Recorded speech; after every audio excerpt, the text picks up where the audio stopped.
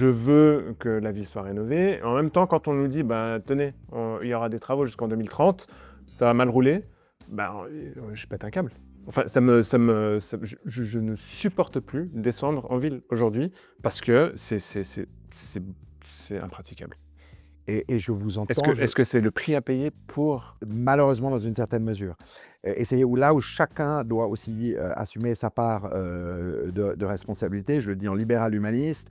Je pratique la ville parce que je peux me l'autoriser, mais ce n'est pas le cas de tout le monde, essentiellement en vélo ou en scooter. Mais j'ai aussi 3 enfants, donc il m'arrive de prendre la voiture et ça n'est pas un crime, s'il vous plaît.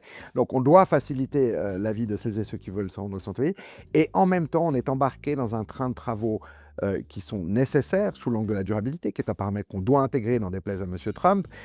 Et donc, on doit faire ces arbitrages. Le tout dans une ville, et c'est lié à sa topographie, qui est un entonnoir bien particulier, et tenter aussi que on ne réalisera pas la traversée du lac, dont je rappelle qu'elle a été plébiscitée par 62% des Genevois, on n'arrivera pas à faire l'économie de ce trafic de transit au centre-ville qui vient entraver celles et ceux qui, comme vous, souhaiteraient simplement profiter d'un centre-ville apaisé. Donc on est tous pétris de contradictions, mais là elle est majeure.